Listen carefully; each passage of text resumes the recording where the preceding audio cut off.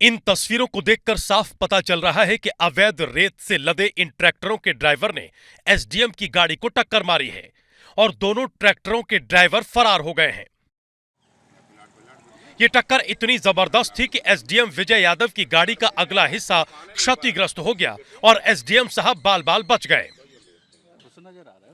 दरअसल लाहौर के एसडीएम विजय यादव को सूचना मिली थी कि इलाके में रेत माफिया सक्रिय है और रेत के अवैध खनन को अंजाम दे रहे हैं।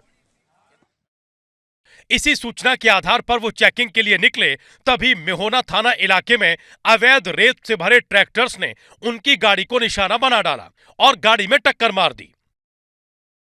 प्राप्त जानकारी के अनुसार एसडीएम लाहौर साहब मेहोना की तरफ आ रहे थे, तो दो ट्रैक्टर जो रेत से भरे हुए थे उन्होंने रोकने का प्रयास किया, तो शासकीय कार्य में बाधा करके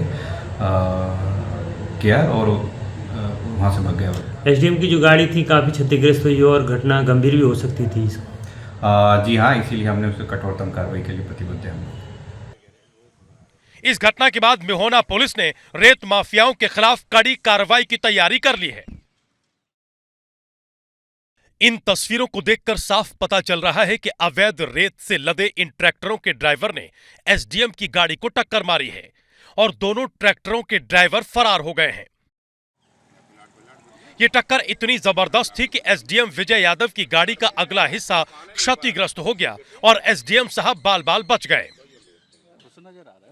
दरअसल लाहौर के एसडीएम विजय यादव को सूचना मिली थी कि इलाके में रेत माफिया सक्रिय है और रेत के अवैध खनन को अंजाम दे रहे हैं।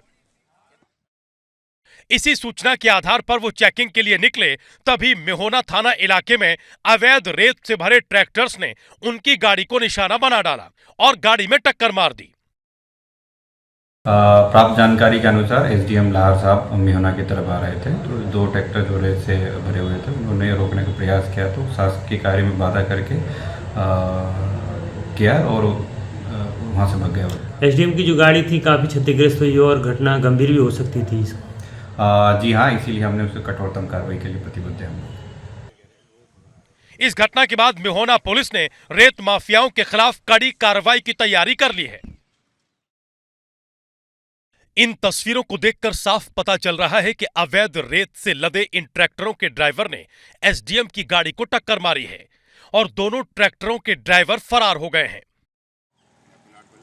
ये टक्कर इतनी जबरदस्त थी कि एसडीएम विजय यादव की गाड़ी का अगला हिस्सा क्षतिग्रस्त हो गया और एसडीएम साहब बाल बाल बच गए।